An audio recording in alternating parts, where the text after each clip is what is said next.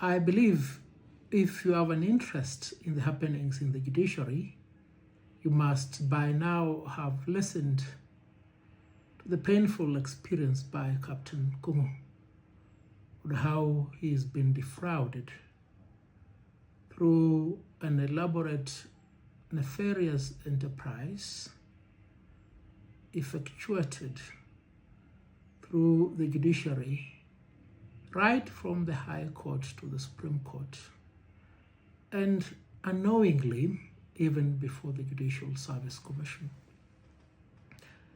Captain Kung'u and I have met on several occasions and reviewed this matter.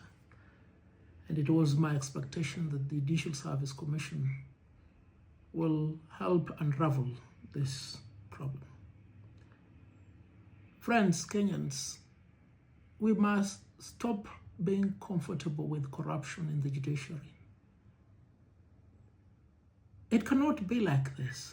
If Captain Kung'u can be subjected to this treatment, who do you think you and I are when these judges, magistrates and commissioners of the Judicial Service Commission have to deal with us?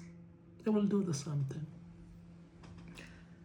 It is a big disappointment, especially for the Law Society of Kenya, that our two representatives in the Judicial Service Commission, my very good friend of Mwanza and my very not good friends in Gutia, have just been complicit in concealing the impunity and corruption by judicial officers. The name that kept on resounding and which is of recent action in this matter appears to be the name of Justice Isaac Lenaola, also a very good friend of mine. But in the fight against corruption, I've said we will deal with everybody, friends and relatives of mine. Justice Isaac Lenaola, you have to resign. You're a big shame to the legal profession, not just on this matter of Captain Kung'u, the matter of John King. Yet you always turn up in all international conferences to speak about independence of the judiciary, immunity and accountability. I mean, see, we have to address you because in the Supreme Court, other than Justice Mohammed Ibrahim, you would be the only one who was one of us. You were an active practitioner at one point in time. It is imperative that at this point in time, we take very bold steps.